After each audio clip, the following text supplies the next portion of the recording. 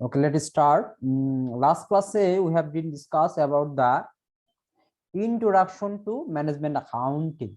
Okay, in that class we discussed about the 7 topics. First of all is definition of management accounting. Second one is the major purpose of accounting systems, and the third one is the work of management and the need for management accounting information. Fourth one is comparison of financial and management accounting, and fifth one is comparison of cost and management accounting. Sixth one, management accounting in service and non-profit organization, and last one is the management process and accounting. Okay, based on these lecture topic we have discussed last class, do you have any questions regarding this lecture? আপনাদের কোন question আছে এই লেকচারের উপরে যে বুঝেন না এমন কিছু? No sir.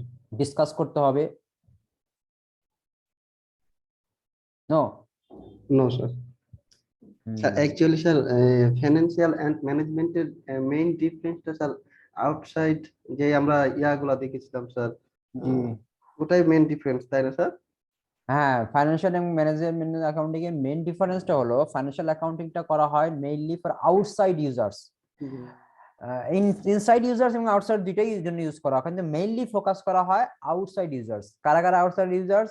ক্রেডিটরস, তারপরে ইনভেস্টরস, তারপরে হলো আপনার কি সাপ্লায়ার্স, কাস্টমার্স, রেগুলেটরি বডিজ, তাদের জন্য মেনলি করা হয় যাতে করে তারা এই কোম্পানি সম্বন্ধে একটা আইডিয়া নিতে পারে এবং আইডিয়া নিয়ে ওই কোম্পানির ব্যাপারে ডিসিশন নিতে পারে। বুঝতে পারছেন? আর ম্যানেজমেন্ট অ্যাকাউন্টিংটা বাইরে প্রকাশ করা হয় না, এটা ভিতরেই একটা অর্গানাইজেশনের ভিতরেই থাকে এবং এটা অনেক কনফিডেন্সিয়াল ব্যাপার।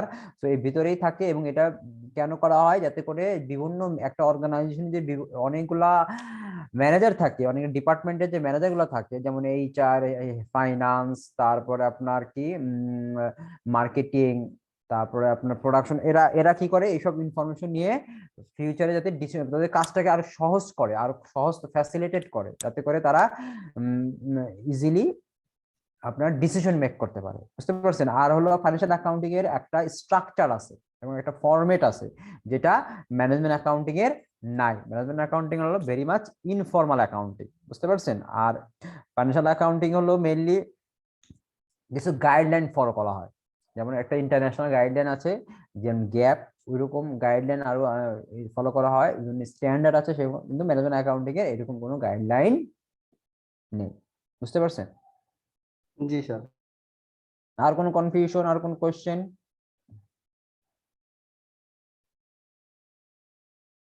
No sir, we can proceed.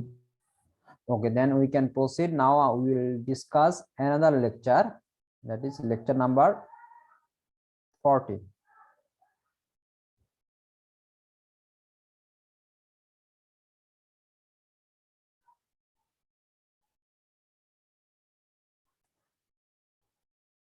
Today we will discuss about the lecture 14, and lecture 14, the title is cost, terms, concept and classification. আজকে আমরা যেটা কিছু দেখবো, কিছু কস্ট টার্মস দেখবো, কস্ট কনসেপ্ট দেখবো এবং কস্ট ক্লাসিফিকেশন দেখবো। কি কি টপিক আলোচনা করা হবে এখানে? Introduction, general cost classification, product cost and period cost, cost classification and financial statement, schedule of costs of goods manufactured. So এই 5টা টপিকস দেখানো হবে। ওকে, আপনাদের কি প্রেজেন্টেশন আছে নাকি? প্রত্যেকটা কোর্সে কি প্রেজেন্টেশন নিতে হয় না? জি স্যার, 5 মার্কস এর একটা প্রেজেন্টেশন থাকে আমাদের। ওকে, তাহলে আপনাদের এইবার প্রেজেন্টেশন দিতে হবে। আপনাদের এটা কি ইন্ডিভিজুয়াল প্রেজেন্টেশন নাকি গ্রুপ প্রেজেন্টেশন? স্যার গ্রুপ নিয়ে হয় ইন্ডিভিজুয়াল। ওকে, বুঝতে পারছি, কিন্তু আমাদের অনলাইনে ইন্ডিভিজুয়াল বা এইভাবে প্রেজেন্টেশন নিতে হলে তো আমাদের ক্লাসের বাইরে নিতে হবে, কারণ প্রেজেন্টেশনে তো অনেক টাইম লাগবে না? স্যার অনেক টিচাররা রেকর্ডিং চাই। জি জি, তাহলে আমি মনে হয় আপনাদের টপিক দিয়ে দিব, আপনারা রেকর্ড করে আমার ক্লাসরুমে আপনারা আপলোড করে দিবেন, আমি ওইটা করে আপনার নাম্বার দিয়ে দেব। জি স্যার, ওটাই বেটার। স্যার এটাও ভালো হয় স্যার, কারণ হলো আমাদের যে আর আছে 10টা 11টা আর 10টা ক্লাস পাবো, এই 10টা ক্লাসের ভিতরে আমি পড়াবো নাকি প্রেজেন্টেশন দেবো? কারণ প্রেজেন্টেশন অনেক টাইম লাগবে না? জি স্যার, অলমোস্ট স্যার 2টা দুইটা ক্লাস ক্লাস লাগে স্যার। তাহলে এই 2টা ক্লাসে তো আমরা তো টপিক পড়াতে হবে না, তো আমাদের সিলেবাস শেষ করতে করা যাবে না। আমি যেটা করব আপনাদের আপনারা টপিকস দিয়ে দিব এবং সবাই ইন্ডিভিজুয়ালি 5 to 10 মিনিটস এর একটা প্রেজেন্টেশন বানিয়ে বানিয়ে আমাকে ওটা রেকর্ড করে পরে আপনারা এটা আমাকে পোস্ট করে দিবেন, শেষ। তাহলে আমরা ওইটার উপরে বেস করে নাম্বার দিতে পারবো। Okay sir. ওকে, ঠিক আছে। তাহলে আজকে আমরা দেখব cost, terms, concept and classification. আগে ফার্স্ট চলে আসেন, আসলে কস্ট কাকে বলে? Any idea about cost? Sir as usual যেটা আমরা বলি যে স্যার খরচ আমাদের বলে, খরচ হয়ে যায় এক পারপাসে, কোনো কিছু পারপাস। কিনলে খরচ খরচ হয়ে যায়, কোনো খরচ কিছু। হয়ে যায়, খরচ হয়ে যায়, কিন্তু আমাদের কিছু ব্যাপার স্যাপার আছে। কস্ট, এক্সপেন্স কিন্তু এক না। এক্সপেন্স মানে নো স্যার, খরচ। এক্সপেন্স যা সেটা, তাহলে কি আপনি কি বলতে চাচ্ছেন কস্ট আর expense same? No sir, no. না স্যার, তাহলে ডিফারেন্স কোথায়? কস্ট আর এক্সপেন্সের স্যার পার্থক্য কোথায়? এক্সপেন্স স্যার দেখে যায় স্যার, যেটা আমরা খরচ করি কিন্তু স্যার বেনিফিট পাই স্যার আমরা। বেনিফিট পাই না। হ্যাঁ, বেনিফিট পাই না? পাই স্যার, পাই। আর পাই। কষ্টটা সেটা আলটিমেটলি আমাদের মানে অপচয়, যেটা আমি বলতে পারি স্যার বাংলায়। কস্ট অপচয়?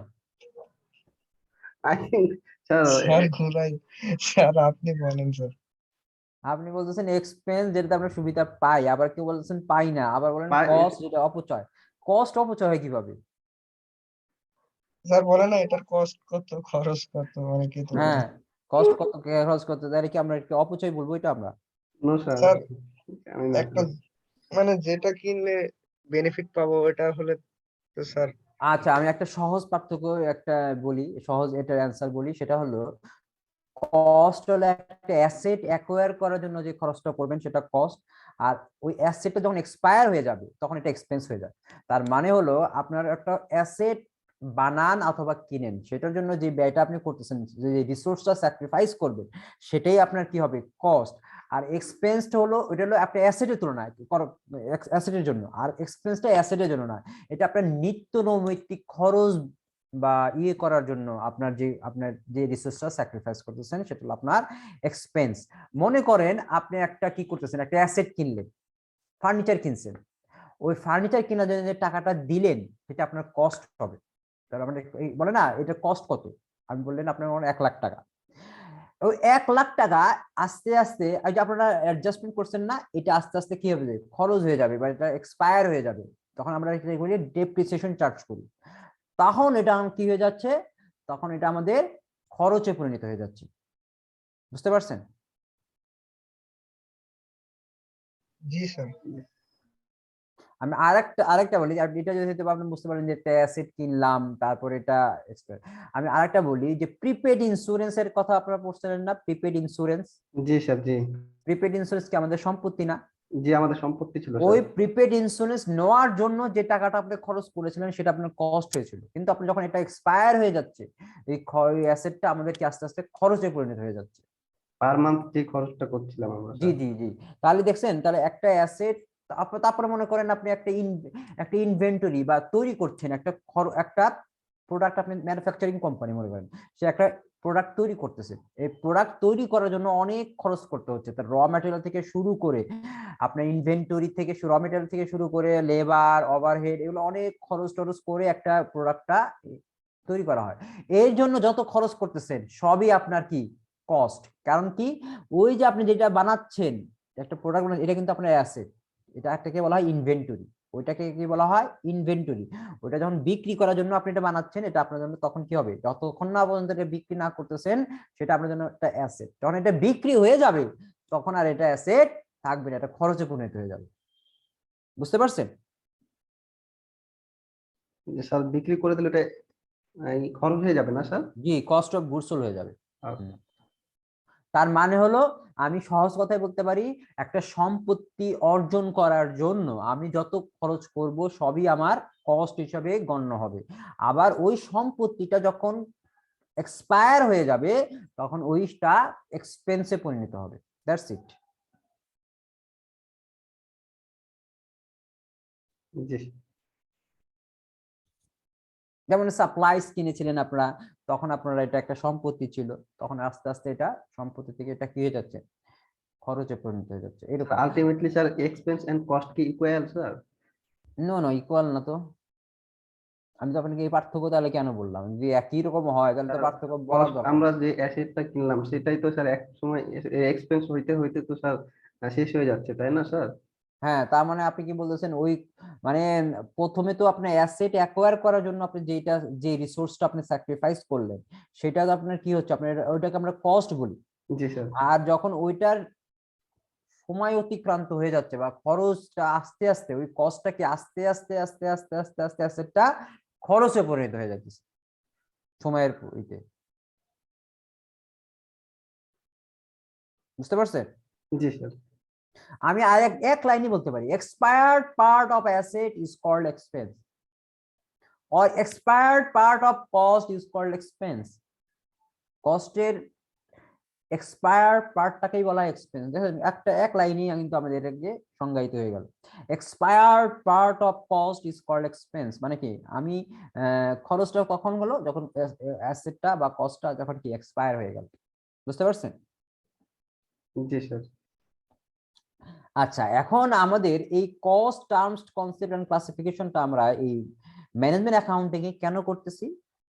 কারণ আপনার একটা ম্যানুফ্যাকচারিং কোম্পানিতে আপনি যখন একটা প্রোডাক্ট প্রডিউস করবেন, তো আপনার কি আছে, একটা ম্যানেজমেন্ট একটা প্রসেস আছে। বুঝতে পারছেন? প্রসেসটা কি? প্ল্যানিং, হুইচ ইনক্লুডস প্ল্যানিং আছে, আরেকটি কন্ট্রোল আছে, ইমপ্লিমেন্টেশন আছে, তাই না? আমরা তো লাস্ট ক্লাসে কালকে বলেছি জি স্যার। প্ল্যানিং কি, আপনার একটা কি কি কাজ করবেন এবং এটা কিভাবে করবেন, ইমপ্লিমেন্ট করবেন তা আগে থেকে decide in advance called is planning. আর ইমপ্লিমেন্টেশনটা কি, এটাকে আপনার ডাইরেকশন বা মোটিভেশন দিয়ে আপনাকে এটাকে কাজটা আদায় করে নেওয়া। তারপরে কি আমরা কন্ট্রোলিং এ কি করি, কন্ট্রোলিং করে প্ল্যানিং অনুযায়ী আমি কি ইমপ্লিমেন্টেশন ঠিক মতো করতে পারলাম কিনা বা এখানে কোনো ভুল ত্রুটি আছে কিনা, যদি ভুল ত্রুটি থাকে তাহলে কারেক্টিভ কিছু মেজার নেওয়া, সেটাই আমাদের কন্ট্রোলিং, তাই না? জি স্যার। সো এই ম্যানেজমেন্ট প্রসেসের ভিতরে প্ল্যানিং টু কন্ট্রোলিং এগুলা আপনার ইনক্লুড থাকে। Okay. Manager need information about the organization. From an accountant point of view, these information is often related to cost of the organization. So আমাদের কি বিভিন্ন manager তারা কি চায়, তারা একটা ইনফরমেশন চায়। মনে করেন আপনার মার্কেটিং ম্যানেজার, সে চাচ্ছে আচ্ছা এই প্রোডাক্টটা আসলে তৈরি করতে কত কত কত কোনটাতে কত পারপোজে কত টাকা খরচ হয়েছে, তো সেই ইনফরমেশনটা আপনাকে ম্যানেজমেন্ট অ্যাকাউন্টিংটা সেটা প্রোভাইড করা হয়। তারপরে আপনার বিভিন্ন অনেকে ফাইন্যান্স ডিপার্টমেন্ট থেকে অনেকে ম্যানেজাররা এটা ইনফরমেশন চায়। সো এই যে প্ল্যান তাদের প্ল্যানিং করার ক্ষেত্রে বা তাদের ডিসিশন মেকিং করার ক্ষেত্রে, সেই জন্য আমাদের এই কস্ট টার্মস কনসেপ্ট এবং ম্যানেজ ক্লাসিফিকেশনটা করতে হচ্ছে। বুঝতে পারছেন? জি sir. Management accounting the term cost is used in many different ways. Okay, আমাদের এই আমি তো আপনাদের অলরেডি কস্ট সম্বন্ধে একটা বলেই ফেললাম, একটা ব্রিফ দিয়ে দিয়েছিলাম। এখন কস্ট আমাদের ম্যানুফ্যাকচারিং কোম্পানিতে কস্ট গুলা কি, একটা ম্যানুফ্যাকচারিং কোম্পানি তো দুই তিন ধরনের হয়, একটা হলো ম্যানুফ্যাকচারিং, একটা হলো মার্চেন্ডাইজিং, একটা হলো সার্ভিস। আমাদের কনসার্ন হলো ম্যানুফ্যাকচারিং, কারণ ম্যানুফ্যাকচারিং কোম্পানিতেই কেবলমাত্র একটা প্রোডাক্ট প্রডিউস করে তারপর এটা মার্কেটে বিক্রয় করা হয়। এখন একটা প্রোডাক্ট তৈরি করার জন্য আপনার কি র ম্যাটেরিয়াল থেকে শুরু করে এবং এই ফিনিশ গুড পর্যন্ত হওয়া পর্যন্ত, র ম্যাটেরিয়াল থেকে শুরু করে এটা পূর্ণাঙ্গ একটা প্রোডাক্ট হওয়া পর্যন্ত অনেক রিসোর্স স্যাক্রিফাইস করতে হয়। কি কি? আপনার র মেটেরিয়াল কিনতে হয়, লেবারদের টাকা দিতে হয়, ফ্যাক্টরির ভাড়া দিতে হয়, ফ্যাক্টরির আপনার ইউটিলিটিস আছে, পানি বিদ্যুৎ বিল খরচ আছে, ইন্স্যুরেন্স বিল দিতে হয়, তারপরে ফ্যাক্টরির যে মেশিনারি আছে ওগুলো ডেপ্রিসিয়েশন চার্জ করতে হয়। তো এই যে সকল খরচগুলা আপনার হচ্ছে একটা ফ্যাক্টরিতে, প্লাস আপনার ওই প্রোডাক্টের র মেটেরিয়াল থেকে ডাইরেক্ট লেবার, এগুলো সব কিছু একটা টাকা রিসোর্স স্যাক্রিফাইস করা লাগতেছে, টাকা দিতে হচ্ছে। তো এই যে টাকাগুলো দিচ্ছেন এটা কি, এগুলো সবই আপনার কস্ট। এটা সব আমরা কি বলবো, এগুলো সব কি বলবো, ওই প্রোডাক্ট তৈরি হওয়ার জন্য এটাকে আমরা কি বলবো, এটা কস্ট। বুঝতে পারছেন? ম্যানুফ্যাকচারিং কস্ট সাবজেক্ট না? জি, না ম্যানুফ্যাকচারিংও আছে, নন ম্যানুফ্যাকচারিং আছে।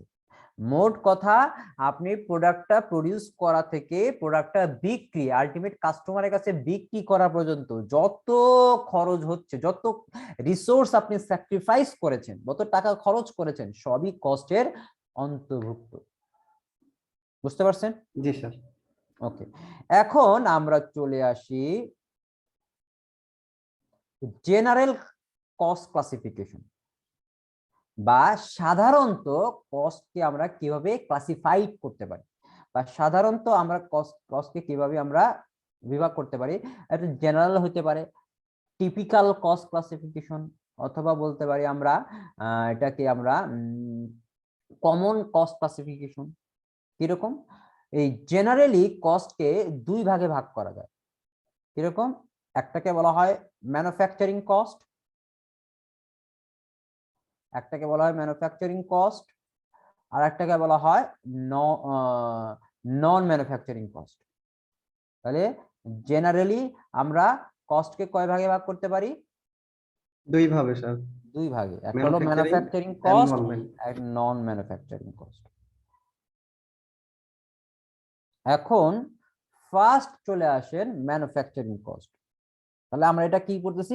জেনারেল কস্ট ক্লাসিফিকেশন বলতেছি। জেনারেলি কস্টকে দুই ভাগে ভাগ করা যায়, manufacturing cost and non manufacturing cost. আবার ম্যানুফ্যাকচারিং কস্টকে আবার তিন ভাগে ভাগ করা যায়। কি কি? ডাইরেক্ট ম্যাটেরিয়াল, ডাইরেক্ট লেবার, আরটা হলো আপনার ম্যানুফ্যাকচারিং ওভারহেড। এই তিনটা। ওকে, আগে আমরা বলে রাখি ম্যানুফ্যাকচারিং কস্ট কি আর নন ম্যানুফ্যাকচারিং কস্ট কি। ম্যানুফ্যাকচারিং কস্ট হলো একটা প্রোডাক্ট প্রডিউসড হওয়ার জন্য সরাসরি ভাবে যে কস্টগুলা জড়িত, সেগুলোকে বলা হয় ম্যানুফ্যাকচারিং কস্ট। আর নন ম্যানুফ্যাকচারিং কস্ট কাকে বলে? নন ম্যানুফ্যাকচারিং কস্ট হলো একটা প্রোডাক্ট তৈরি করে ফেলছেন, এখন ওই তৈরিকৃত পণ্য আলটিমেট কাস্টমারদের দ্বার গোড়ায় পৌঁছানোর জন্য বা তাদের কাছে বিক্রি করার জন্য যে কস্টগুলো হয় সেটাকে বলা হয় নন ম্যানুফ্যাকচারিং কস্ট। বুঝতে পারছেন? Manufacturing cost, non manufacturing cost. Sir একটা হচ্ছে প্রোডাক্ট তৈরি করার সাথে জড়িত, আর একটা স্যার প্রোডাক্ট সেলস করার সাথে জড়িত sir. Right, very good, right. একটা প্রোডাক্ট তৈরি করার সাথে একটা প্রোডাক্ট বিক্রি করার ক্ষেত্রে, সেলস করার ক্ষেত্রে। ওকে, এখন আমরা চলে আসি ম্যানুফ্যাকচারিং কস্ট। ম্যানুফ্যাকচারিং কস্ট আপনাকে আমরা তিন ভাগে ভাগ করতে পারি। একটা হলো ডাইরেক্ট ম্যাটেরিয়ালস, একটা হলো ডাইরেক্ট লেবার, আর একটা হলো ম্যানুফ্যাকচারিং ওভারহেড। ফার্স্টে আমরা চলে আসি ডাইরেক্ট ম্যাটেরিয়াল। ডাইরেক্ট ম্যাটেরিয়ালটা কি? ডাইরেক্ট ম্যাটেরিয়ালটা হলো আপনার র ম্যাটেরিয়াল বা কাঁচামাল। র ম্যাটেরিয়াল বা কাঁচামাল কিভাবে? একটা প্রোডাক্ট তৈরি করার জন্য মূল যে উপাদানটা আমাদের মানে লেগেছে সেটাকেই বলবো আমরা ডাইরেক্ট ম্যাটেরিয়াল বা র ম্যাটেরিয়াল। বুঝতে পারছেন? জি স্যার। যেমন একটা গেঞ্জি বা একটা শার্ট তৈরি করার জন্য মূল উপাদানটা কি? কাপড়। আমার কি লাগছে? কাপড় দিয়েই আমার এই শার্টটা, আমরা বুঝতে পারতেছি এখানে কাপড়ই আছে, তাহলে কাপড়টাই ওই শার্ট বা ওই টি শার্টের প্রাইম ম্যাটেরিয়াল বা প্রধান ম্যাটেরিয়াল। বুঝতে পারছেন? মনে করো একটা ফার্নিচার তৈরি করার ক্ষেত্রে আমাদের কি দিয়ে আমরা ফার্নিচারটা তৈরি করছি? কাঠ দিয়ে। যদি কাঠ লাগে তাহলে কাঠ, যদি প্লাস্টিক লাগে তাহলে প্লাস্টিক, যদি লোহা লাগে তাহলে লোহা। বুঝতে পারছেন? তাহলে আমরা এটা কি করতে পারি? ডাইরেক্টলি ট্রেস করতে পারতেছি না, ফিজিক্যালি এন্ড কনভেনিয়েন্টলি আমরা এটা ট্রেস করতে পারতেছি, সেই জন্য ওইটাকে বলবো আমরা র ম্যাটেরিয়াল। আবার একটা কাপড় তৈরি করতে আপনার কি লাগে? সুতা বা তুলা লাগে। জি স্যার। তাহলে ওইটা হলো র ম্যাটেরিয়াল। বুঝতে পারছেন? তাহলে একটা প্রোডাক্ট বা পণ্য তৈরি করার জন্য মূল যে উপাদান, সেই উপাদানটাকেই বলা হয় ডাইরেক্ট ম্যাটেরিয়াল বা র ম্যাটেরিয়াল। স্যার র মেটেরিয়ালটা কি actually sir visible and touchable? Right, visible plus touchable, মানে এটা ফিজিক্যালি আমরা এটা দেখতে পাচ্ছি এবং এটা আমরা টাচও করতে পারতেছি, প্লাস এটা কনভেনিয়েন্টলি ট্রেসও করতে পারতেছি। বুঝতে পারছেন? জি স্যার, ক্লিয়ার। তার মানে কি, যেটা আমরা দেখতে পাচ্ছি এটা আমি মেজার করতে পারতেছি। যেমন মনে করেন আপনি একটা শার্ট তৈরি করবেন, ওই শার্ট তৈরি করার জন্য আপনি নিয়ে গেলেন কাপড়, কিনে নিয়ে গেলেন কাপড়, নিয়ে গেলেন 3 গজ কাপড়। তাহলে আপনি এই 3 গজ কাপড় দিয়েই সে আপনার শার্টটা তৈরি করবে। তাহলে প্রতি গজ যদি 100 টাকা হয় তাহলে 3 গজের দাম কত? 300 টাকা। তা আপনি কাপড়ের দাম কত? 300 টাকা। আপনি কতটুকু কাপড় লেগেছেন ওই শার্টটার জন্য আপনি সেটাও দেখতে পারতেছেন, এবং ওই টাকার জন্য ওইটা দিয়েই তো আপনার শার্টটা তৈরি করবে, তাই না, একজন জি স্যার। টেইলর। তাহলে ওইটাই আমাদের ওই প্রোডাক্টের জন্য মূল উপাদান। এখন এটা ডিপেন্ড করবে প্রোডাক্ট টু প্রোডাক্ট। এখন কিছু কিছু প্রোডাক্টের আবার মূল উপাদান দুইটা থাকতে পারে, আবার কিছু কিছু প্রোডাক্টের মূল উপাদান আপনার তবে মেইনলি আমরা একটা উপাদানটাকে ট্রেস করি যে এটা তার জন্য মূল উপাদান, বুঝতে পারছেন? তারপরে চলে আসি আমরা, এটা হলো আপনার ডাইরেক্ট ম্যাটেরিয়াল গেল। এখন চলে আসি আমরা ডাইরেক্ট লেবার। ডাইরেক্ট লেবার কারা? ডাইরেক্ট লেবার হলো তারাই যারা ওই মূল উপাদানটা তৈরি করে আপনার কি ফিনিশ গুডে বা আপনার একটা প্রস্তুতকৃত পণ্যে পরিণত করে। কি করে? ডাইরেক্ট লেবার হলো তারাই যারা ওই ম্যাটেরিয়ালটা ইউজ করে আপনার একটা কি ফিনিশ গুডে বা একটা তৈরিকৃত একটা প্রোডাক্ট তৈরি করবে, তারাই হলো আমাদের ডাইরেক্ট লেবার। যেমন গার্মেন্টসে দেখবেন যে শ্রমিকগুলা ডাইরেক্টলি ওই প্রোডাক্টটা কি করে, একটা গার্মেন্টস তৈরি করে, তাদেরকে বলবো ডাইরেক্ট লেবার। যেমন আপনি মনে করেন দর্জির কাছে গেলেন, আপনি কাপড় নিয়ে গেলেন, যেই টেইলর বা যেই দর্জিটা আপনার এই কাপড়টা থেকে আপনার শার্ট তৈরি করলো, তাকে তো আপনার টাকা মজুরি দিচ্ছেন, তাই না? সেটাই আপনার ডাইরেক্ট লেবার। যে ফার্নিচার তৈরি করার জন্য যেই শ্রমিকরা বা যেই কার্পেন্টার বা যারা এটা করে একটা ফার্নিচার তৈরি করলো, তারাই হলো ডাইরেক্ট লেবার। মোট কথা তারা হলো ওই প্রোডাক্টটা তৈরি করতে সরাসরি ভাবে জড়িত থাকে, তাদেরকে বলবো আমরা ডাইরেক্ট লেবার। বুঝতে পারছেন? যেটা ফিজিক্যালি এন্ড কনভেনিয়েন্টলি ট্রেস করা যাচ্ছে। বুঝতে পারছেন? জি স্যার। জি sir. Direct labor is reserved, okay, traced to individual units of product. Direct labor is sometimes called the direct touch labor. মানে টাচ লেবার, তারা ওটা প্রোডাক্টটা তৈরি করতে সরাসরি জড়িত, জন্য তাদেরকে বলা হয় টাচ লেবার। বুঝতে পারছেন? সো আমরা কি করি, আমরা এটাও ফিজিক্যালি এন্ড কনভেনিয়েন্টলি ট্রেস করতে পারি। ওকে, এখন ওই যে বললাম আপনার যারা এটা ডাইরেক্টলি এটার সাথে জড়িত, তারাই হলো ডাইরেক্ট লেবার। এখন তাহলে ডাইরেক্ট ম্যাটেরিয়াল এবং ডাইরেক্ট লেবার বুঝতে পারছেন ম্যানুফ্যাকচারিং কস্ট। জি স্যার। জি। এখন আমাদের তৃতীয় নাম্বার কস্টটাকে বলা হয় ম্যানুফ্যাকচারিং ওভারহেড। ম্যানুফ্যাকচারিং ওভারহেড কোনগুলা? ম্যানুফ্যাকচারিং ওভারহেড হলো সেই খরচগুলা যে আপনার একটা ফ্যাক্টরিতে অন্য যে খরচগুলো হয়, অন্য কোন খরচ? ডাইরেক্ট ম্যাটেরিয়াল এবং ডাইরেক্ট লেবার ছাড়া বাকি যত খরচগুলো হয়। বাকি কি কি খরচ হতে পারে? ফ্যাক্টরির ভাড়া, ফ্যাক্টরির ইন্স্যুরেন্স খরচ, ফ্যাক্টরির ইউটিলিটিস খরচ, ফ্যাক্টরির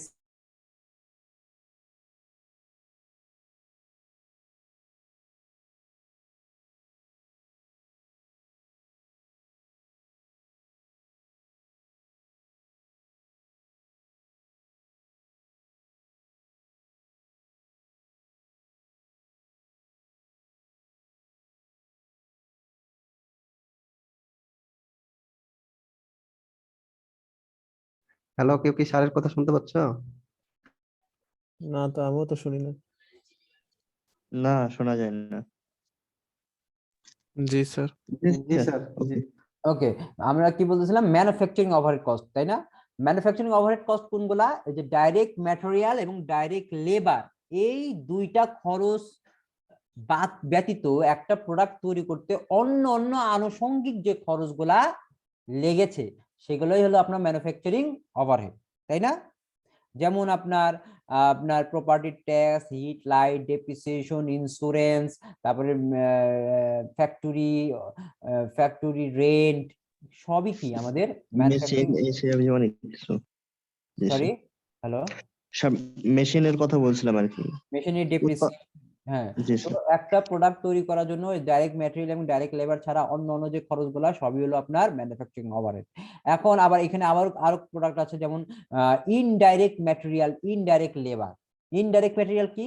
ইনডাইরেক্ট ম্যাটেরিয়াল হলো আপনার মনে করেন শার্ট তৈরি করতে আপনি দর্জির কাছে গেলেন, দর্জি কি শুধু আপনার শার্ট থেকে আপনি ওই কাপড় দিয়ে আপনার শার্টটা তৈরি করতে পারছে? আর কিছু লাগে নাই? সুতা লাগছে, তারপরে আপনার বাটন লাগছে, তারপরে আপনার কলারের জন্য আলাদা একটা ম্যাটেরিয়াল লাগছে, লাগে না? এগুলা তো তৈরি করতে তো লাগে নাকি? জি জি স্যার স্যার লাগে। লাগে। ওই আনুষঙ্গিকটাকে বলা হয় ইনডাইরেক্ট ম্যাটেরিয়াল। ওটা ডাইরেক্ট না, ওটা বলে ইনডাইরেক্ট। আবার মনে করেন আপনি ফার্নিচার তৈরি করতে তো আর অনেক কিছু লাগে, লাগে না? শুধু কাঠ দিয়ে কি ফার্নিচার হয়, আর কিছু লাগে না? লাগে লাগে তো স্যার, স্যার, পেরেক লাগে স্যার। লাগে, অনেক তারপরে কিছু লাগে, হাতুড়ি লাগে। অনেক কিছুই লাগে। ওগুলা হলো আপনি না, হাতুড়ি তো আর ওই না ওটা তো না। তৈরি করতে লাগে না, এটা তো সহায়তা। ও আচ্ছা তো আচ্ছা, ওগুলা হলো আপনার ইনডাইরেক্ট আঠা ম্যাটেরিয়াল। লাগে, হ্যাঁ। তারপরে মনে করেন আপনার তাহলে কি, তাহলে ইনডাইরেক্ট ম্যাটেরিয়াল, ইনডাইরেক্ট লেবার। আবার ইনডাইরেক্ট লেবার কোনটা? ইনডাইরেক্ট লেবার হলো ওই প্রোডাক্টটা সরাসরি উৎপাদন করতে জড়িত ছিল না, কিন্তু আপনার খরচ হয়েছে। যেমন মনে করেন আপনি যখন র ম্যাটেরিয়ালটা নিয়ে আসছেন আপনার ফ্যাক্টরিতে, সেটা আনলোড করার জন্য লোক লেবার লাগছে, তাদের খরচ দিতে হয়েছে। তারপরে মনে করেন ক্লিনার, তারপরে আপনার সুইপার, তাদের খরচ দিতে হয়েছে, সেইটাও আপনি ইনডাইরেক্ট লেবার। তারপরে আবার কি, আপনি প্রোডাক্টটা তৈরি করার পরে ওটাকে আপনার লোড করলেন, একটা লোড করে আপনার আপনার কিতে আপনার অফিসে বা আপনার কাস্টমারদের কাছে নিয়ে গেলেন, সেক্ষেত্রেও কি আপনার কি লাগছে না, লেবারের খরচ দিতে হয়েছে না? জি স্যার। ওগুলা সবই হলো আপনাদের ইনডাইরেক্ট লেবার। বুঝতে পারছেন? ইনডাইরেক্ট লেবার হলো ম্যানুফ্যাকচারিং ওভারহেডের একটা পার্ট। তাহলে আমরা ম্যানুফ্যাকচারিং ওভারহেড কোনগুলা? ওই যে আপনার ফ্যাক্টরিতে অন্য অন্য যে খরচগুলা বা ডাইরেক্ট ম্যাটেরিয়াল, ডাইরেক্ট লেবার ছাড়া বাকি সব খরচই আপনার কি হবে? ম্যানুফ্যাকচারিং ওভারহেডের পার্ট। বুঝতে পারছেন? জি স্যার।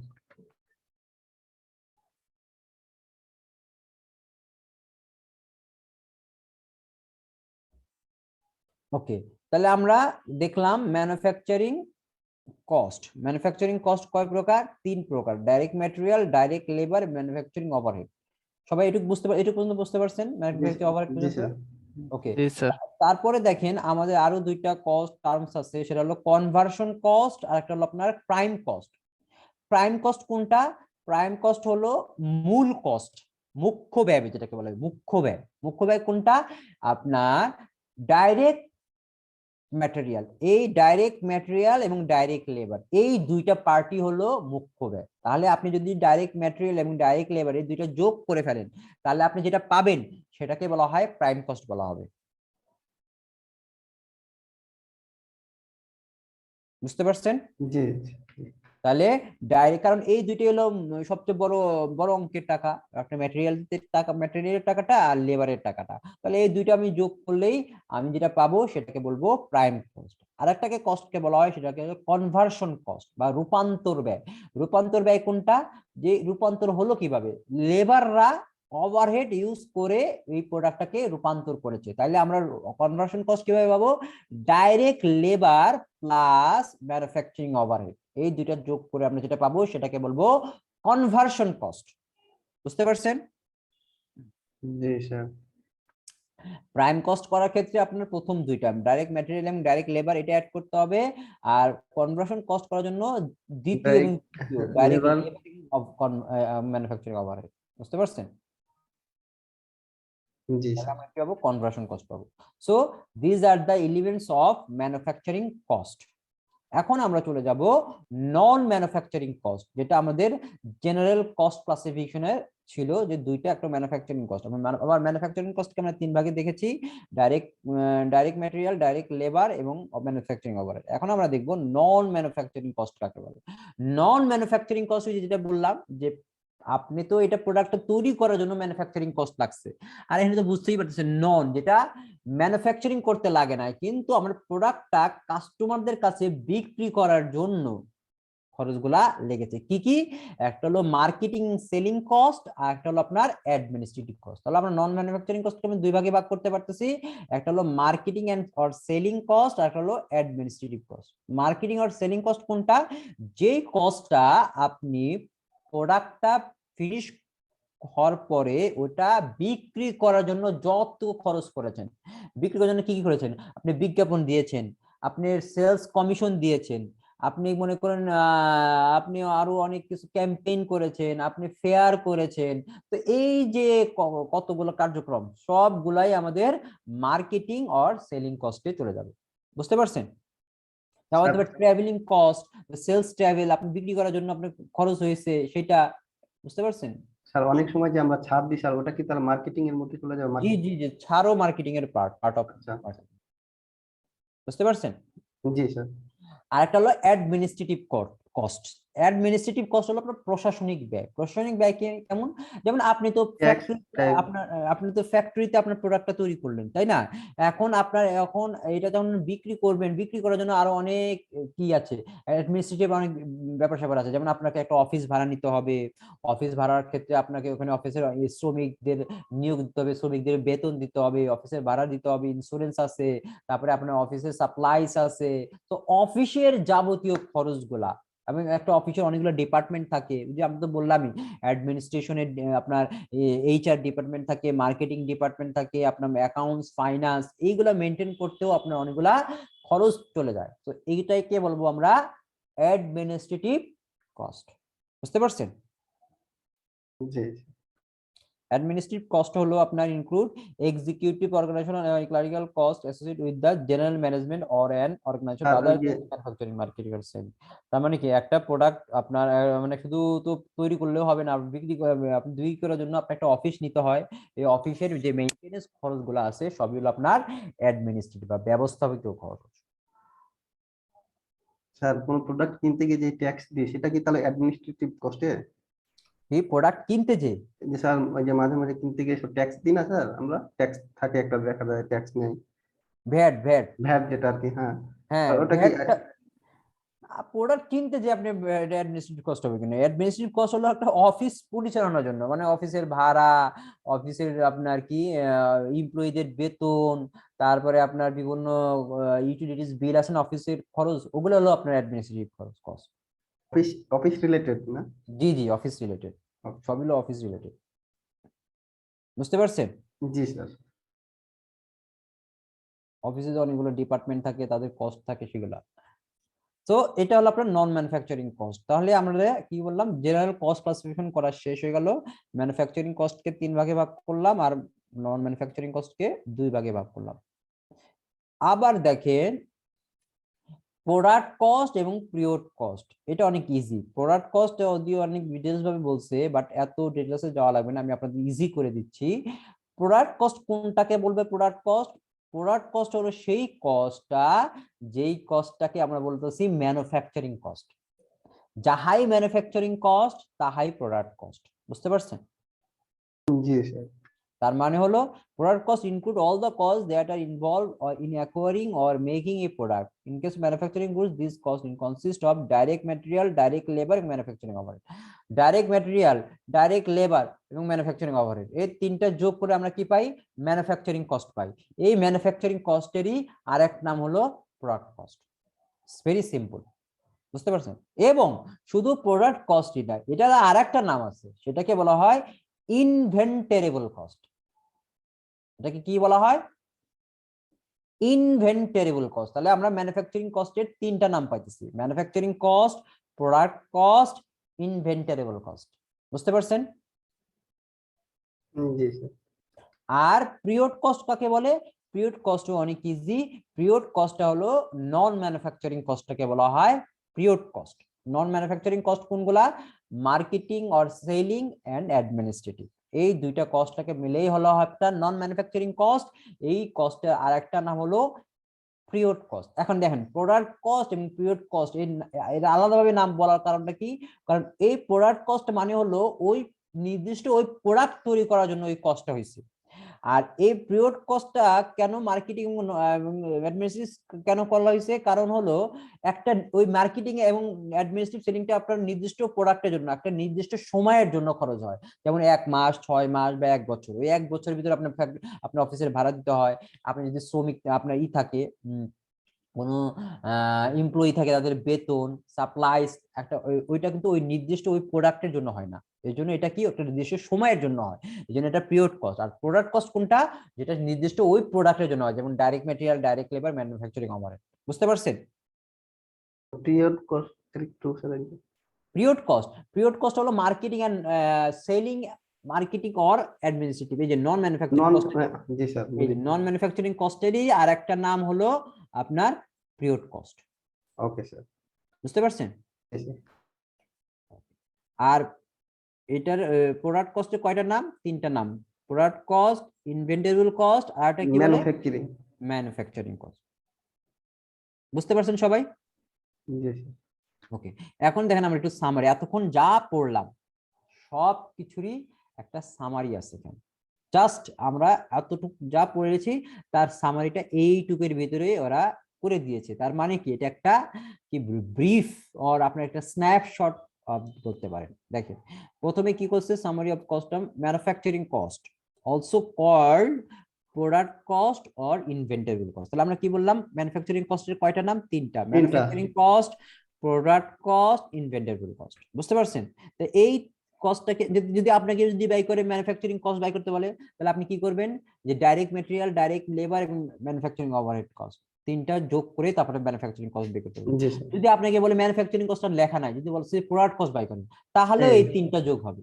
যদি বলেন না প্রোডাক্ট কস্ট লেখা নাই, যদি বলছে যে ইনভেন্টরি কস্ট বাই করেন, তাহলে আপনি এই তিনটাই যোগ হবে। বুঝতে পারছেন? জি স্যার। তারপরে দেখেন ডাইরেক্ট ম্যাটেরিয়াল কাকে বলতেছে? Material that can be physically and conveniently trace to a product. যেটা আমরা ফিজিক্যালি এন্ড কনভেনিয়েন্টলি ট্রেস করতে পারি, ট্রেস মানে চিহ্নিত করতে পারি ওই পার্টিকুলার ওই প্রোডাক্টের সাথে, তাহলে ওইটা আমরা কি বলতে পারবো, ডাইরেক্ট ম্যাটেরিয়াল। যে ম্যাটেরিয়ালটা আমরা ফিজিক্যালি এন্ড কনভেনিয়েন্টলি কি করতে পারবো, ট্রেস করতে পারবো টু এ প্রোডাক্ট, তাহলে এটাকে আমি কি বলবো, সেই ম্যাটেরিয়ালকে বলবো ডাইরেক্ট ম্যাটেরিয়াল। ডাইরেক্ট লেবার কি বলতেছে? Labour cost that can be physically and conveniently trace to a product, মানে এটাও ফিজিক্যালি এন্ড কনভেনিয়েন্টলি, বাট এখানে লেবার কস্ট, এটা হলো ম্যাটেরিয়াল। বুঝতে পারছেন? তো আমরা যে লেবার কস্টটা আমরা ফিজিক্যালি এন্ড কনভেনিয়েন্টলি কি করতে পারবো, ট্রেস করতে পারবো ওই প্রোডাক্টের সাথে, তাহলে আমরা এটা বলবো ডাইরেক্ট লেবার। ম্যানুফ্যাকচারিং ওভারহেড কি? All cost of manufacturing a product other than direct material and direct labour. এবং ডাইরেক্ট ম্যাটেরিয়াল এবং ডাইরেক্ট লেবার বাদে যত খরচ আছে সবই আপনার একটা প্রোডাক্ট তৈরি করতে, সবই হলো আপনার ম্যানুফ্যাকচারিং ওভারহেড। বুঝতে পারছেন? জি স্যার। তারপরে দেখেন ডাইরেক্ট ম্যাটেরিয়াল এবং ডাইরেক্ট লেবার এই দুটো যোগ করে আমরা কি পাবো, প্রাইম কস্ট। আবার ডাইরেক্ট লেবার আর ম্যানুফ্যাকচারিং ওভারহেড এই দুটো যোগ করে কি কনভার্সেশন পাবো, কস্ট। Conversion cost. তাহলে আপনাদের প্রশ্ন এরকম মানে অঙ্ক থাকতে পারে যে ডাইরেক্ট প্রাইম কস্ট বাই করতে হবে, তখন আপনাকে কি করতে হবে, ডাইরেক্ট ম্যাটেরিয়াল এবং ডাইরেক্ট লেবার বের করে তারপরে যোগ করে তারপরে এটা হবে, সেটা প্রাইম কস্ট। যদি বলেন যে কনভার্সন কস্ট বের করেন, তাহলে আপনাকে ডাইরেক্ট লেবার এবং ম্যানুফ্যাকচারিং ওভারহেড কস্ট যোগ করে আপনি যেটা বাই করবেন সেটাই হলো কনভার্সন কস্ট। বুঝতে পারছেন? জি স্যার। আবার তারপরে non manufacturing cost also called period cost. Non manufacturing একটা নাম কি, পিরিয়ড কস্ট। তাহলে আমি যদি বলি যে আপনি এখন পিরিয়ড কস্ট বের করতে হবে, তখন আপনাকে তখন ওই যে কিছু মার্কেটিং এবং অ্যাডমিনিস্ট্রেটিভ কস্ট দেওয়া থাকবে, তখন ওই দুইটা যোগ করে আপনি যেটা পাবেন সেটাই হলো আপনার পিরিয়ড বা নন ম্যানুফ্যাকচারিং কস্ট। বুঝতে পারছেন? জি স্যার। মার্কেটিং কস্ট বা সেলিং কস্ট কোনটা? All cost necessary to secure customer order and get the finish product or service into the hand of the customer. তার মানে কি, কাস্টমার আলটিমেট কাস্টমারদের দ্বার গোড়াবে হাতের কাছে নিয়ে যাওয়ার জন্য যত খরচ হবে সবই আপনার মার্কেটিং আর সেলিং কস্ট। আর অ্যাডমিনিস্ট্রেটিভ কস্ট কোনটা? All cost associated with general management of the company as a whole, মানে একটা ম্যানেজমেন্ট বা ব্যবস্থাপনা, একটা বিজনেস ম্যানেজমেন্ট পরিচালনা করার জন্য যে কস্টগুলো হচ্ছে সবই হলো আপনার অ্যাডমিনিস্ট্রেটিভ কস্ট। বুঝতে পারছেন সবাই? জি sir.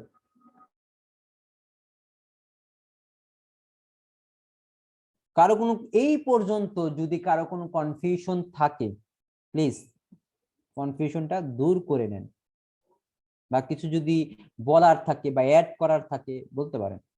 You can share your experience also, যদি আপনাদের কোনো এরকম এক্সপিরিয়েন্স থাকে।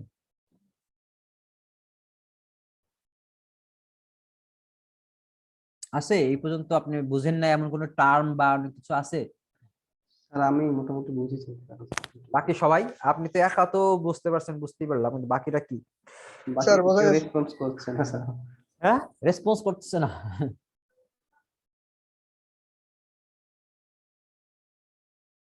বাকি সবাই বুঝতে পারছেন? স্যার থিওরিটাই বোঝা গেছে স্যার। হ্যাঁ, থিওরি বুঝলে ম্যাথও বুঝবেন। আমরা এখানে ম্যাথ করব, এটার রিলেটেড এই ম্যাথটা করব আমরা থিওরিটা শেষ করে, এই চ্যাপ্টারটা শেষ করে আমরা ম্যাথ চলে যাব। সো আপনি যদি থিওরি বুঝেন, ম্যাথ দেখবেন পানির মতো সোজা। আর আপনি থিওরি বুঝতেছেন না বা আপনি এটা মনোযোগ দেন নাই বা স্কিপ করে গেছেন, তখন মনে হবে যে এটা আবার কি মানে সবই মনে হবে যে কোনটা ছেড়ে কোনটা দিব, এরকম মনে হবে। বুঝতে পারছেন? আর এখানে এই কোশ্চেন গুলা অনেক কনসেপচুয়াল হবে। কনসেপচুয়াল মানে আপনাকে এক্সাম্পল দিয়ে দেওয়া হবে কোনটা প্রোডাক্ট কস্ট, কোনটা পিরিয়ড কস্ট, কোনটা প্রাইম কস্ট, কোনটা কনভার্সন কস্ট, এরকম করে বের করতে হবে। সমস্যা না, এটাও পারবেন, এগুলো তো পারবেন, সবই পারবেন। জাস্ট আপনাদের জাস্ট এই থিওরি গুলা বুঝতে বুঝতে পারলে ওগুলো সবই পারবেন। ওকে, তাহলে আপনার যদি কোনো কোশ্চেন না থাকে, যদি বুঝে থাকেন, তাহলে আমরা নেক্সট টপিকে চলে যাই নাকি? হুম, নো স্যার, আমরা সামনে যাইতে পারি স্যার। সামনে যাব। জি স্যার। এখন দেখেন cost classification on financial statement. এখন আমরা যেই ম্যানুফ্যাকচারিং কোম্পানির যখন আমরা একটা ফাইন্যান্সিয়াল স্টেটমেন্টটা আমরা তৈরি করব, তখন এইটা একটু মানে মার্চেন্ডাইজিং কোম্পানির তুলনায় এটা একটু কঠিন বা একটু ক্রিটিক্যাল। কেন? মার্চেন্ডাইজিং কোম্পানি বুঝেন? মার্চেন্ডাইজিং কোম্পানি, মার্চেন্ডাইজিং কোম্পানি কাকে বলে? আর ম্যানুফ্যাকচারিং কোম্পানি, ডিফারেন্সটা কি বলেন? মার্চেন্ডাইজিং ম্যানুফ্যাকচারিং তো মানে প্রোডাক্ট অ্যাসেম্বলি করে, মানে হচ্ছে কারা? সব পার্টস গুলো যারা ওরা হচ্ছে সব পার্টস গুলো হচ্ছে একসাথে করে, মানে সেটা হচ্ছে তৈরি করা থাকে, জাস্ট হচ্ছে ওরা হচ্ছে না মানে না না, ম্যানুফ্যাকচারিং তৈরি করা থাকবে না, ওরা তো পুরোটাই তৈরি করে, র ম্যাটেরিয়াল থেকে শুরু করে পুরোটাই তৈরি করে অনেকে। স্যার যে লেখা থাকে না প্রোডাক্ট যে ম্যানুফ্যাকচার বাই চায়না অথবা ম্যানুফ্যাকচার বাই ইন্ডিয়া, কিন্তু ওটা আসলে তো চায়না তৈরি করে না, এটা তো অরিজিনাল প্রোডাক্ট তৈরি করে কোরিয়া অথবা ভিয়েতনাম। হ্যাঁ, ওরা তো অ্যাসেম্বলি করে। ও স্যার, অ্যাসেম্বলি আর ম্যানুফ্যাকচার আলাদা, সরি স্যার। না না না, আমি তো এটা বলি না, আমি বলছি ম্যানুফ্যাকচারিং কোম্পানি আর মার্চেন্ডাইজিং কোম্পানির মধ্যে পার্থক্যটা কি সেটা বলতেছি। বলেন। ম্যানুফ্যাকচারিং কোম্পানিতে যেটা আমি বললাম, আপনার ওই ম্যানুফ্যাকচারিং প্রোডাক্ট কোম্পানি যে স্যার। প্রোডাক্টটা প্রডিউস করে জি তারপরে স্যার। বিক্রি করে, মানে যেমন মনে করেন ওষুধ কোম্পানি, গার্মেন্টস কোম্পানি, তারপরে মনে করেন আপনার অনেক কি আছে, আপনার বিস্কিট কোম্পানি, ওরা কি বিস্কিটটা তো আগে আটা থেকে তো বিস্কিটটা বানায়, বানানোর পরেই সেটা এটা বিক্রি করে, তাই তাই না? জি স্যার। তারপরে আপনার অনেক ফার্নিচার কোম্পানি, তারা কি কাঠ থেকে ফার্নিচারটা বানানোর পরে বিক্রি করে, তাই না? জি এটা হলো মানে যারা একটা প্রথম পুরা র ম্যাটেরিয়াল থেকে শুরু করে ওটা প্রসেস করে প্রোডাক্টটা যখন ফিনিশ গুড করবে, করে তারপরে যখন মার্কেটে বিক্রি করে, তখন ওটাকে বলবো আমরা ম্যানুফ্যাকচারিং কোম্পানি। আর মার্চেন্ডাইজিং কোম্পানি কোনটা? যারা ওই ফিনিশ গুড কিনে এনে তারপরে বিক্রি করবে। ফিনিশ গুড কিনে এনে মনে করো যে ম্যানুফ্যাকচারিং কোম্পানি থেকে এটা কিনে কিছু লাভ করে তারপরে রিটেলার বা হোলসেলার কাছে দিয়ে দিবি, ওইটাই হলো আমরা কি হোলসেলার বা রিটেলার, এদেরকে বলবো আমরা মার্চেন্ডাইজিং কোম্পানি। বুঝতে পারছেন? জি স্যার। ভেরি সিম্পল, মানে একটা হলো আপনার প্রোডাক্ট উৎপাদন করে বিক্রি করে, আর ওরা হলো উৎপাদনকৃত পণ্য কিনে এনে বিক্রি করে, দ্যাটস ইট। বুঝতে পারছেন? জি স্যার। মার্চেন্ডাইজিং কোম্পানি তো বেশি, তাই না? ওই যে দেখেন আপনাদের যে স্বপ্ন বলেন, আগুরা বলেন, বা যত আছে বা যত আপনার ওরা তো মেইনলি তো ওরা কি করে, যেমন আপনার হোন্ডা বা এরা, ওরা কি করে, ওরা তো বা আপনার মোটর গাড়ি যেটা আছে ওরা তো এটা কিনে এনে তারপরে বিক্রি করে অনেকে। আবার ওরা আবার আবার হোন্ডা কোম্পানি যেটা এটা তো তৈরি করে, তাই না? বাংলাদেশে এটা কি করে, ওরা কিনে এনে বিক্রি করে বা ইম্পোর্ট করে। আর যে কোম্পানিগুলা যেমন আপনার নোকিয়া বলেন বা আপনার মটোরোলা বলেন বা আপনার এগুলো, ওরা কি করে, ওরা তো প্রোডাক্টটা তৈরি করে তারপরে বিক্রি করে, তাই না? জি স্যার। আপনি যখন ওই তৈরি করা কিন্তু পণ্য কিনে এনে যখন অন্য কারো কাছে বিক্রি করবেন, তখন আপনি মার্চেন্ডাইজিং কোম্পানি হবেন। আর আপনি যখন তৈরিকৃত পণ্যই বিক্রি করবেন ডাইরেক্ট, তখন এটা হলো ম্যানুফ্যাকচারিং কোম্পানি। বুঝতে পারছেন? জি স্যার। ওকে, এখন দেখেন মার্চেন্ডাইজিং কোম্পানির ফাইন্যান্সিয়াল স্টেটমেন্টটা কম্পেয়ার টু ম্যানুফ্যাকচারিং কোম্পানির জন্য তুলনায় কঠিন সোজা। কেন? মার্চেন্ডাইজিং কোম্পানি ওটা আপনি কিনে আনলেন, কিনে এনে তারপরে আপনি ওইটা কি করলেন, কিছু প্রফিট ধরলেন, মনে করেন 20% প্রফিট দিয়ে আপনি ওটা বিক্রি করলেন। সেক্ষেত্রে ওরা কি করে, ওই যে আপনার ফিনিশ গুড তো আছেই, তার সাথে আপনার ওটা প্রফিট অ্যাড করে বিক্রি করলো, তো আপনার ওটা বিক্রি করে কত টাকার বিক্রি করলো, কস্ট অফ গুডস সোল্ড, সেটা সহজেই বের করতে পারে। যেটা আপনি পারচেজ করছে, ওরা হলো পারচেজ করে। কিন্তু ম্যানুফ্যাকচারিং কোম্পানি যেটা, ওরা তো আর কি করে, ওরা তো র ম্যাটেরিয়াল থেকে শুরু করে। তো ওদের ইনভেন্টরি 3টা। একটা ম্যানুফ্যাকচারিং কোম্পানির জন্য ইনভেন্টরি কয়টা? 3টা। বুঝতে পারছেন? এই যে manufacturing company has 3 classes of inventory. কি কি? Raw material, work in progress and finish goods. Finish একটা একটা কি একটা আপনার ম্যানুফ্যাকচারিং কোম্পানির জন্য ইনভেন্টরি 3টা। আর যারা মার্চেন্ডাইজিং কোম্পানি, এই merchandising company has only one class of inventory purchase from supplier that is waiting to sell customer. আর মার্চেন্ডাইজিং কোম্পানির জন্য আপনার মাত্র একটা, এটা হলো ফিনিশ গুড, মানে ও তো প্রস্তুতকৃত পণ্যই কিনছে। আর ম্যানুফ্যাকচারিং কোম্পানি কি করছে? আগে র মেটেরিয়াল কিনছে, তারপরে ওই র মেটেরিয়াল থেকে এটা ওয়ার্ক ইন প্রোগ্রেস হয়েছে, তারপরে এটা ফিনিশ গুড হয়েছে। এখন আমি একটা একটা করে বলি র মেটেরিয়ালটা কি। র মেটেরিয়াল তো অলরেডি বুঝেই ফেলছেন র মেটেরিয়াল কি, এটা আর বুঝতে হবে? না স্যার, ওটা কাঁচামাল বলে। কাঁচামাল। ওয়ার্ক ইন প্রোগ্রেস কোনটা? ওয়ার্ক ইন প্রোগ্রেস হলো আপনি কাঁচামাল থেকে প্রোডাক্ট বানানো শুরু করে দিয়েছেন, যে কাঁচামালটা অলরেডি আপনি কি নিয়ে অ্যাসেম্বলি করা। আপনি প্রোডাক্টটা বানানো শুরু করেছেন, কিন্তু এখনো ফিনিশ গুড হয় নাই। মানে 50% হয়েছে, অথবা 60% হয়েছে, অথবা 70% হয়েছে, মানে কিছু অংশ এখনো বাকি আছে যেটা এখনো ফিনিশ গুড এ পরিণত হয়নি। মানে অ্যাসেম্বলিং করার সময় আপনি হয়তো বা পুরাটা পার্টটা এখন আপনি ফিনিশ বা ফিনিশিং দেন নাই, তাহলে ওইটা আমরা কি বলবো? Work in process. বুঝতে পারছেন? ফিনিশ গুড মানে টেস্টের সময় হচ্ছে এটা পুরোপুরি কার্যক্রম করে। আর ফিনিশ গুড কোনটা? যেটা অলরেডি সব স্টেপ পার হয়ে এখন আপনার এটা বিক্রির জন্য তৈরি, সেটাকেই বলবো আমরা ফিনিশ গুড। বুঝতে পারছেন? জি স্যার। তাহলে ম্যানুফ্যাকচারিং কোম্পানির জন্য আমাদের 3 টাইপের ইনভেন্টরি থাকে। একটা হলো raw material, work in progress, আর একটা হলো আপনার ফিনিশ গুড।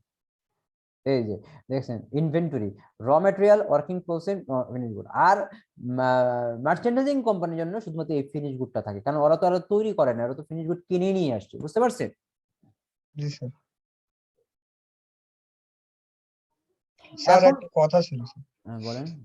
স্যার এই যে আমাদের যে বাইরের দেশে যে গাড়িগুলো কেনা আনা হয়, সে হুম। ভ্যাটটা 200% হয় কেন? যে কোনো জিনিসে দেখছি 100% পর্যন্ত হয়, কিন্তু ভ্যাট 200%-এ চলে যায় কেন? ভ্যাট 600% হয়। স্যার এত কেন স্যার সেটা আমি। এটা হলো আপনার যখন লাক্সারিয়াস প্রোডাক্ট যখন আপনি আনবেন বা আপনার ওই করবেন, তখন ওরা সরকার কি করে, ওটাকে ডিসকারেজ করে যাতে না নিয়ে আসে। বুঝতে পারছেন? এখন আপনি যদি নিয়ে আসেন, আপনার অনেক টাকা আছে, ঠিক আছে আপনি আনেন, আপনি 600% ফ্যাট দিয়ে তারপরে নিয়ে আসেন, আপনি যদি এতই হয়। স্যার 1 কোটি টাকা দাম গাড়ির দাম, আর ওটার দাম হয়ে যায় 6 কোটি টাকা, মানে ভ্যাটের হ্যাঁ, দাম 5 কোটি ওটা টাকা। পুরো টাকাটাই আপনার সরকার নিয়ে। আপনার 1 কোটি টাকা যদি আপনার মূল টাকা হয়, আর 100 আর 600% ওখানে আপনার ভ্যাট ইম্পোজ করে ওই টাকাটা সরকারের কোষাগারে চলে যায়। এটাকে আপনাকে ডিসকারেজ করা হয়। আর কেউ যদি তারপরেও আনে, এটা তার ব্যাপার, তার অনেক টাকা আছে, সে লাক্সারিয়াস লাইফ লিড করতে যাচ্ছে। আপনি যত লাক্সারিয়াস এর দিকে যাবেন, আপনার ভ্যাট ট্যাক্সের পরিমাণ তত বাড়তে থাকবে। আর স্যার আপনি যত তাহলে তো আমাদের দেশ গরিব। হ্যাঁ, আমাদের দেশ কি গরিব কি? যে আপনি যদি আপনার দেখেন, আপনার পার ক্যাপিটা ইনকাম বা আপনার জিডিপি দেখেন, ওটা দেখলে তো ওটা স্যার বুঝবেন। ভুল, ওটা স্যার যার 1 টাকা ছিল তার 8 আনা হয়ে গেছে, যার 1 কোটি ছিল তার 2 কোটি হয়ে গেছে। হ্যাঁ, তখন আপনি কি বলতে চাচ্ছেন বলেন? স্যার এটা ভুল। আলটিমেটলি তো এটা তো সবাই বুঝে, এখন এটা তো সবাই বুঝে, এখন এটা তো আলটিমেটলি আপনি কিন্তু আমাদের স্ট্যাটিস্টিক্স যেটা আছে, সেই স্ট্যাটিস্টিক্স এর মধ্যে রিলাই করতে হবে নাকি? এটা তো বিশ্ব ব্যাংক, তারপরে আপনার এডিপি, এরাই তো এগুলা ক্যালকুলেশন করে দেয়, এটা তো আর অন্য কেউ তো করে দিতেছে না।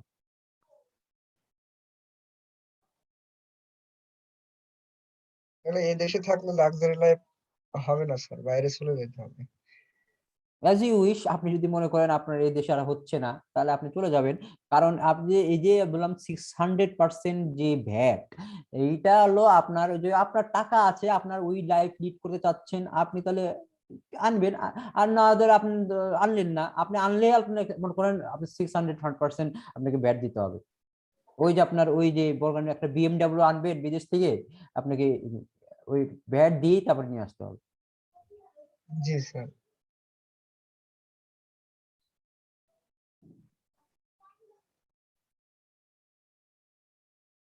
ওকে, আমরা যেটা ছিলাম যে কস্ট অফ গুডস সোল্ড এর কথা বলছিলাম। কস্ট অফ গুডস সোল্ড আর কস্ট অফ গুডস, এখন আমাদের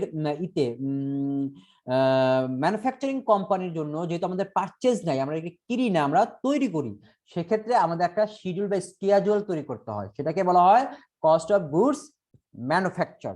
বুঝতে পারছেন ওটাকে কি বলা হয়? কস্ট অফ গুডস ম্যানুফ্যাকচার, মানে আমি যে ম্যানুফ্যাকচার করেছি সেই ম্যানুফ্যাকচারের কস্টটা কত হয়েছে সেটার জন্য একটা শিডিউল করতে হবে বা স্কেজুল করতে হবে। সেটা কি দেখাই, আর এই যে schedule of cost of goods manufacture কিভাবে। প্রথমে আপনাকে ডাইরেক্ট ম্যাটেরিয়াল আপনাকে কি করতে হবে, ডাইরেক্ট ম্যাটেরিয়াল কিভাবে বের করবো আমি দেখে, বিগিনিং র ম্যাটেরিয়াল ইনভেন্টরি, মানে বছরের শুরুতে যে ইনভেন্টরি নিয়ে আপনি শুরু করেছেন সেটা আপনার বিগিনিং। তারপরে এর সাথে আপনি যেটা অ্যাড পারচেজ র ম্যাটেরিয়াল, যে র ম্যাটেরিয়ালটা আপনি পারচেজ করেছেন সেটা অ্যাড করতে হবে। অ্যাড করলে যেটা পাবো র ম্যাটেরিয়াল অ্যাভেলেবল ফর ইউজ।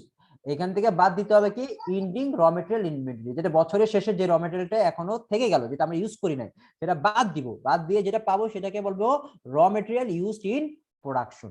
এইটুকের পার্টের নাম হলো ডাইরেক্ট ম্যাটেরিয়াল। এইটুকের পার্টের নাম কি? ডাইরেক্ট ডিএম বা ডাইরেক্ট ম্যাটেরিয়াল। এর সাথে আপনাকে যোগ করতে হবে ডাইরেক্ট লেবার। তাহলে এই যে ডাইরেক্ট ম্যাটেরিয়াল এবং ডাইরেক্ট লেবার এই দুটো যোগ করে আমরা কি পাবো? প্রাইম কস্ট পাবো।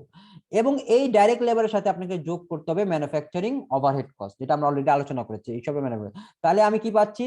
Direct material, direct labour, manufacturing overhead, এই তিনটা যোগ করে আমার যেটা হবে সেটাকে বলবো টোটাল ম্যানুফ্যাকচারিং কস্ট।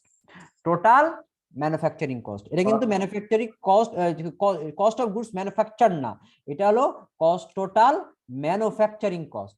এখন এই টোটাল ম্যানুফ্যাকচারিং কস্টের সাথে আমরা যোগ করতে হবে বিগিনিং ওয়ার্কিং প্রসেস, উইচ আমি কি বললাম যেটা এখনো আপনার ফিনিশড হয় নাই, এখনো কিছু কাজ বাকি আছে, সেটা আপনার বছরের শুরুতে যেটা ছিল সেটা যোগ করবেন।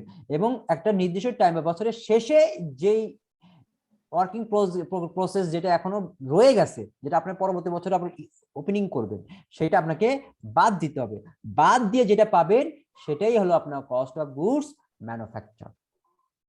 তাহলে এটা ওরা তৈরি করে নেয়, তৈরি করে তারপরে ওরা কস্ট অফ গুডস সোল্ড বের করে। কস্ট অফ গুডস সোল্ড কিভাবে বের করবেন আপনার ম্যানুফ্যাকচারিং কোম্পানির জন্য? ভেরি ইজি, কোনো কঠিন না। Cost of goods sold manufacturing company, okay,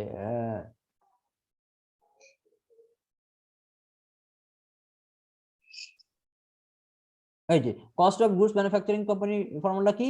beginning finished good inventory, মানে বছরের শুরুতে যে আপনার ফিনিশড গুড ইনভেন্টরি যেটা ছিল এটার সাথে আপনি যোগ করবেন কস্ট অফ গুডস ম্যানুফ্যাকচার, মানে আপনার যে কস্টটা আপনার কস্ট অফ প্রোডাক্টটা তৈরি করতে যে কস্টটা লেগেছে cost of goods manufacture, minus করতে হবে ইন্ডিং ফিনিশড গুড ইনভেন্টরি। তাহলে আমি পাবো কস্ট অফ গুডস সোল্ড। কোন কোম্পানির জন্য?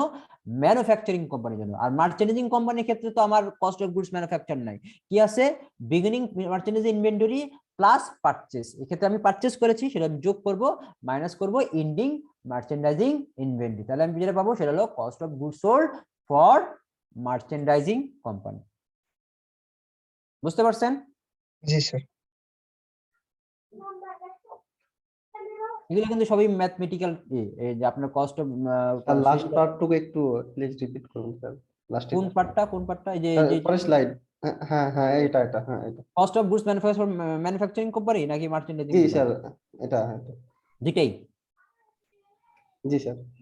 ওকে, দেখেন কস্ট অফ গুডস সোল্ডটা কি? কস্ট অফ গুডস সোল্ড হলো আপনি যখন আপনার যেন প্রোডাক্টটা বানিয়ে রাখলেন না, ইনভেন্টরিটা, বা আপনি প্রোডাক্টটা কিনছেন না, আপনি ওখানে পারচেজ, মার্চেন্ডাইজিং কোম্পানি কি করে? ওরা প্রোডাক্টটা কিনে আনে। আর ম্যানুফ্যাকচারিং কোম্পানি কি করে? ওরা প্রোডাক্টটা বানায় কস্ট অফ গুডস ম্যানুফ্যাকচার করে, তাই না? জি স্যার। এখন আপনি যখন ওই যে কস্ট অফ গুডস ম্যানুফ্যাকচার হয়ে যাবে, বা যখন ওই প্রোডাক্টটা যখন আপনি বিক্রয় করে ফেলবেন, তখন এটা আপনার কস্ট অফ গুডস সোল্ডে পরিণত হয়ে যাবে, মানে বিক্রিত পণ্যের ব্যয়। যেইটুকু অংশ আপনি বিক্রি করেছেন সেইটুকুর অংশের ব্যয়টা কত আমরা সেটা পেয়ে যাই। এটাকে কি বলা হয়? Cost of good sold. আর মার্চেন্ডাইজিং কোম্পানি কোনটা? যে আপনি প্রোডাক্ট কিনে আনছেন, ক্রয়কৃত পণ্য যখন আপনি বিক্রি করে ফেলবেন তখনই এটা কস্ট অফ গুড সোল্ড হয়ে যায়। বুঝতে পারছেন? জি স্যার। আর মার্চেন্ডাইজিং কোম্পানির জন্য কস্ট অফ গুডস সোল্ড আপনি কিভাবে করবেন? Beginning merchandising inventory plus purchase, এর সাথে আপনি পারচেজটা যোগ করবেন, মাইনাস করবেন ইন্ডিং মার্চেন্ডাইজিং ইনভেন্টরি।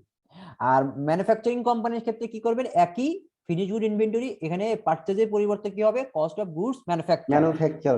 এটা কই থেকে পাবেন, এইটা পাওয়ার জন্য আপনাকে এরকম একটা শিডিউল তৈরি করতে হবে, direct material, direct labour, overhead যোগ টোগ করে তারপরে আপনি কস্ট অফ গুডস ম্যানুফ্যাকচার পাবেন। বুঝতে পারছেন?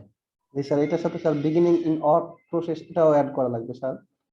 না না না, আমি প্রসেসটা তো এখানেই অ্যাড করে ফেলছি, যে জি cost of sir. Goods buy করার ক্ষেত্রে তো প্রসেসটা জি যোগ বিয়োগ করছি, খালি এখানে আছে ফিনিশটা, এখানে আছে কি ফিনিশ গুড ইনভেন্টরির সাথে যোগ করব cost of goods manufacture, minus করব এন্ডিং ফিনিশ গুড। বুঝতে পারছেন?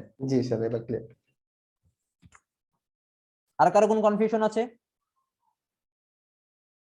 না স্যার। সো আমরা এই পর্যন্ত schedule of cost of goods manufacture পর্যন্ত করলাম। সো আজকে এই পর্যন্ত থাকবে না আরো করব নাকি? না স্যার, এই পর্যন্ত আজকে আচ্ছা, তো অনেক কিছু পরে স্যার ফেললাম এই নাকি? পর্যন্ত থাকুক। থিওরি টাইপ তো স্যার অনেক অনেক পেয়েছি স্যার, হুম, অনেক পড়ে ফেলছি স্যার। হ্যাঁ, আজকে আমরা এই কস্ট অফ গুডস ম্যানুফ্যাকচার পর্যন্ত পড়লাম। নেক্সট ক্লাসে আমরা তাহলে, যেহেতু আপনারা বেশি পড়ালে আপনাদের তো মাথায় থাকবেও না, আপনারা ভুলে টুলে যাবেন, এই জন্য আপনারা আমি শীটটা দিয়ে দেবো, আপনারা বাসায় আবার দেখেন, এটুকু পর্যন্ত দেখেন, নেক্সট ক্লাসে বাকিটা আমরা শেষ করে দেবো ইনশাআল্লাহ। Okay sir. Variable cost, fixed cost, তারপরে Yes, আপনার ডাইরেক্ট ইনডাইরেক্ট, তারপরে আপনার কিছু আছে ডিফারেন্সিয়াল কস্ট কাকে বলে, তারপরে অপরচুনিটি কস্ট কাকে বলে, সাঙ্ক কস্ট কাকে বলে, এগুলো ইনশাআল্লাহ শিখিয়ে দিব নেক্সট ক্লাসে। যদিও আপনারা সিএসসি তে আপনাদের ম্যানুফ্যাকচারিং গুলা আসলে পরবর্তী লাগবে কিনা আমার এখনো সন্দেহ আছে, লাগলে তো লাগলো। হ্যাঁ, লাগে স্যার, কোথায় আর লাগবে আমাদের বলেন? সফটওয়্যার মানে বিক্রি করার জন্য স্যার না, আপনি যখন সফটওয়্যার তো বানাবেনই, আপনি যখন একটা অ্যাকাউন্টিং এর সফটওয়্যার যখন বানাবেন তখন তো আপনার এটা কাজে লাগবে, অবশ্যই কাজে লাগবে। জি স্যার, তখন তো লাগবেই স্যার। হুম, ওকে, তাহলে আজকে এই পর্যন্তই নাকি? কারো যদি কনফিউশন থাকে, কোয়েশ্চেন করার থাকে করতে পারেন এখন, কারণ আমাদের টাইম আছে, আসুপ আরো 10-15 মিনিট আছে। আরো যদি ক্লিয়ার হওয়া লাগে বলতে পারেন, আদারওয়াইজ আমি ক্লাস শেষ করে এখন আমি অ্যাটেন্ডেন্স ডাকবো। আপনি জি স্যার, ওকে স্যার। ডাকবো? অ্যাটেন্ডেন্স নিতে পারেন। জি স্যার, নিতে পারেন। ওকে ওকে, তাহলে আপনারা রেসপন্স করেন। আপনারা কি, স্যার রেকর্ডিং অফ করে দেবো স্যার? হ্যাঁ, রেকর্ডিং অফ করে দিতে পারেন।